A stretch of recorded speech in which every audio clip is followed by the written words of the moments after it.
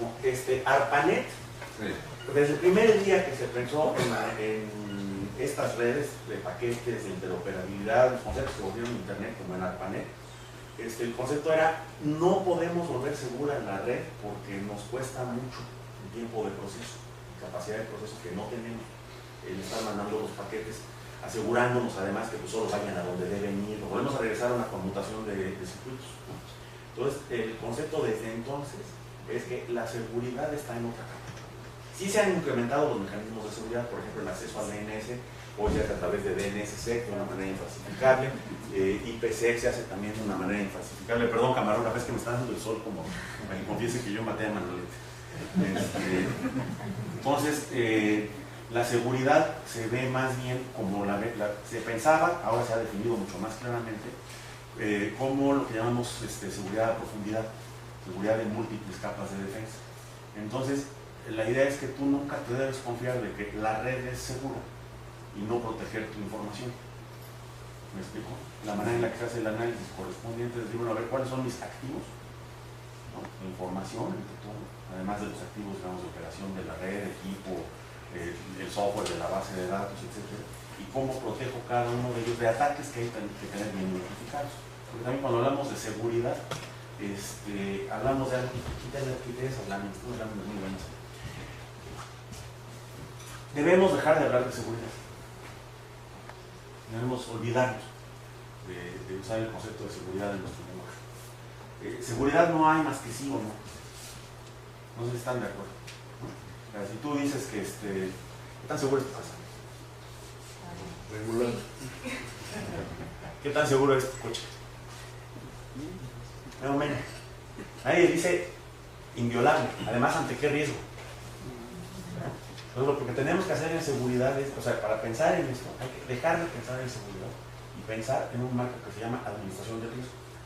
Entonces, la administración de riesgo empieza por identificar cuáles son los riesgos, cuáles son las vulnerabilidades de tu sistema, lo que hace que sea susceptible a un riesgo, ¿no? ¿Por qué una casa se podría inundar? ¿Por qué una casa podría empezar un incendio? ¿Por qué un incendio podría consumir? ¿No? ¿Por qué un coche podría ser robado entero? ¿Qué hace que un coche sea más fácil de robar entero? ¿Qué otro que hace que un coche sea más fácil de abrir? ¿Qué otro que hace que en un coche igualmente de fácil de abrir que el de junto no te roben el radio, por ejemplo, que el radio no esté en el coche? Entonces, identificar los riesgos, cuantificar los coordenadas perpendiculares, probabilidad de impacto, ¿no? Que la luna caiga sobre la Tierra tiene un impacto inigualablemente destructivo para la humanidad, pero es extremadamente improbable, ¿no? Que saquen la cartera en un transporte colectivo atascado en algunas ciudades con una probabilidad muy alta, que haces, minimizas el impacto. Entonces tampoco hay seguridad en que alguna institución poderosa se apodere de Internet. No hay seguridad de que eso no lo intente. Ajá. Pero hay un montón de mecanismos que lo hacen muy difícil. Primero, ¿en qué capa? Ajá. ¿No? Primero, ¿en qué capa? ¿No? La operación de Internet está brutalmente descentralizada, es esencialmente imposible que incluso en el territorio de un país, el gobierno de ese país se apodere de Internet. Lo más que ha podido, digamos, el gobierno de Egipto, en el momento más alto de la crisis, cuando cayó Mubarak, fue suspender la operación de Internet por menos de un día dentro del país, a través de redes del propio país. La gente encontró inmediatamente la manera de conectarse por radio a Libia, ¿no? A los países vecinos, quien no tenía un teléfono satelital, quien no... Varias compañías crearon un servicio que se llamaba, no sé si Voice to Tweet o Speak to Tweet, que era un teléfono al cual hablabas y dictabas los tweets, y un software de dictado los sacaba como por Twitter, ¿no? Entonces algo eso es, digamos, el kill switch, ¿no? En China, que tienen el Great Chinese Firewall, Irán, que está empezando a usar su gran firewall. Yo he estado en China usando Facebook y Twitter libremente a través de una VPN comprada de $5 al mes. Los chinos se ingenian de muchas más maneras, ¿no? Si te vas al único punto de centralización que mencioné, que es el DNS, ¿sí? El sistema de nombres de dominio. El sistema de nombres de dominio oficialmente es un archivito, ¿no? Y el acceso a ese archivo y las notificaciones a ese archivo, que podrías permitir, por ejemplo, que en vez de .com pongas otra cosa, ¿no? En realidad ese archivo está clonado primero en 13 operadores distintos. de los cuales solo 10 están en Estados Unidos. Otro está en Japón, otro está en Suecia y otro está en Holanda. Entonces, la idea de ese sistema es que si se ponen locos los gringos o alguien en Estados Unidos y se apodera por completo de la operación del DNS, estos otros tres no lo van a tolerar y la gente va a usar un nuevo DNS sin redirigirse al de Estados Unidos, y en unos cuantos días podrías recuperar, digamos, el funcionamiento sin esta imposición de autoridad. Es decir, el sistema sí tiene construido una serie de mecanismos de administración del riesgo. Sí. En este caso, el riesgo de que alguien se apodere de un punto único de control está administrado, primero que nada, las disciplinas de la administración de riesgo son, ya lo mencioné primero, identificar y cuantificar. Segundo, hay una sucesión de disciplinas. La primera es evasión, evitar el riesgo. No corran a más de 100 km por hora, no caminen en agua cuando hay cables sueltos, ¿no? O sea, evadir el riesgo, evitar ponerte en la situación del riesgo. ¿Okay? Y este riesgo está evadido con ese diseño, ¿no? Factores de diseño como redundancia, ¿no? Múltiples copias de lo mismo, de tal manera que aunque te tumben hackers con un ataque de tipo virus o negación de servicio, de lo que se llaman de día cero, es decir, que nadie se espera, que utilizan una vulnerabilidad previamente desconocida sobre el DNS. El DNS cada uno de estos 13 servidores está construido con software diferente. Por lo menos hay por unos 4 softwares distintos en los 13 servidores representativos de la raíz. Entonces, si alguien encuentra una vulnerabilidad de Linux, va a ser de una versión específica de Linux, te va a tumbar. Ha pasado, de repente hay negaciones de servicio que por unas horas paran a 10 de los servidores. Primero, no solo el tráfico no pasa por el DNS, sino que la mayoría de las búsquedas no llegan a la raíz. La mayoría de las búsquedas se agotan en un cache. O sea, hay una cajita como esta aquí en el instituto, que es el servidor de DNS. Es una computadora más poderosita que esta, pero es de ese tamaño.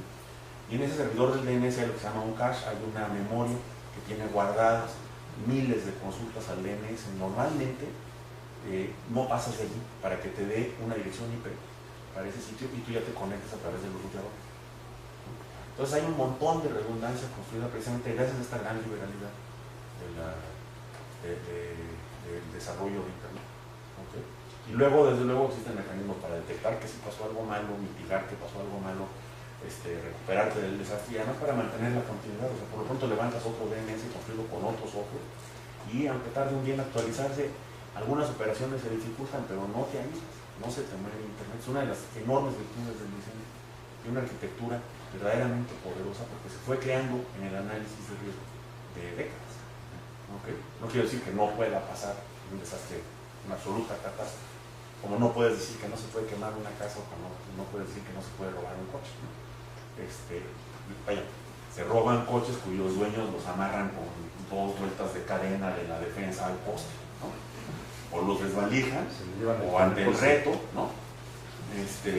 Los activos más válidos, si alguien responde al reto, o como ocurre ahorita con el delito cibernético, que está estrictamente ya dirigido por lo menos, o sea, los hackers así de machismo, de presunción de competencia y habilidad, como Miguel de Casa Hijo, ¿no?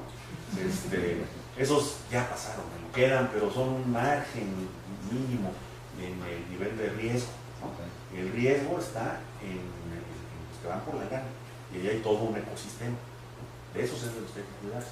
O sea, hay gente que vende las vulnerabilidades, hay gente que vende los ataques a las vulnerabilidades, hay gente que vende las direcciones de correo, las tarjetas de crédito, todo lo que se obtiene utilizando las vulnerabilidades, y hay finalmente quien lo usa. Eso diría Julian Assange. Julian Assange es muy interesante. Julian Assange, como problema de seguridad informática, es muy distinto. Wikileaks es muy distinto como problema de seguridad informática. Su problema es defender sus activos. El problema de Julian Assange y de Wikileaks es asegurarse de que no sea posible entrar a sus computadoras y extraer información que él mantiene confidencial, como por ejemplo la atribución del origen de los documentos. Assange es muy escrupuloso. Wikileaks ha sido históricamente muy escrupuloso. Wikileaks no anda hackeando computadoras, ni Assange. O sea, ellos no andan poniendo a prueba todos los mecanismos de seguridad de la información, encriptado, etcétera, hasta extraer la información. La información es extraída por gente que tiene acceso a ella. No sé el porcentaje, pero es impresionantemente alto el porcentaje de información que hay en Wikileaks que fue provisto por alguien que tenía autorización, ¿no? El caso que se va a volver histórico, cuando se resuelva el juicio va a ser un precedente histórico. Un tipo que se llama Bradley Manning, que extrajo la información que llegó a Wikileaks a partir de sus accesos privilegiados o empleados, si no me equivoco, una embajada de Estados Unidos en algún país. ¿Sí? Si este cuate, desde el punto de vista de la ley en Estados Unidos, cometió un delito, violó una ley que lo obliga a la confidencialidad de los secretos de Estado a los que tiene acceso. Tiene una clave de acceso precisamente porque se confió en él, ¿no?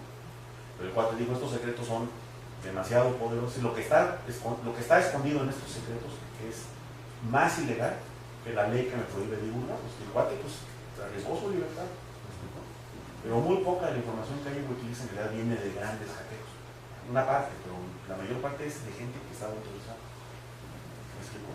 Entonces el problema más bien de Assange es que a veces no es suficiente la protección que Wikileaks provee para que no se pueda rastrear quién extrajo la información. Sistemas muy valiosos, se usan cosas como marcas de agua y otra serie de mecanismos electrónicos que tú no te das cuenta. Yo esto se los puedo decir de una manera muy sencilla, muy rápido. En el Consejo Asesor Interno del Instituto ustedes podrían tener una distribución de documentos muy sencillos y que a cada quien le manden una copia que es ligeramente visible, a lo mejor ni siquiera de una manera visible, en el que trae texto en blanco, es decir, texto escrito con caracteres a los cuales les das color blanco, de manera que tú no los lees, ¿sí? Pero que dice de quién es la copia, o que se puede hacer una clave numérica invisible para el lector, ¿no? Esto se llaman marcas de agua digitales o cosas por el estilo. O a veces se hacen más sencillos como romper un párrafo en distintas partes para cada copia. Y ustedes creen que les llegó la misma copia a todos, en realidad a cada quien le llegó una copia identificada. Pues cuando alguien llega y le reclama a la rectoría o a la Defensoría de los Derechos Universitarios, mire lo que están tramando en ese instituto, se puede hacer perfectamente quién sacó la copia. Entonces hay mecanismos de ese tipo, ¿no? Assange ha sido históricamente Wikileaks, pues antes de los pleitos de Assange, ¿no? Su problema de seguridad informática era evitar que esa información, que esos secretos se pudieran conocer. Okay. Bueno, pues muchísimas gracias, Alex.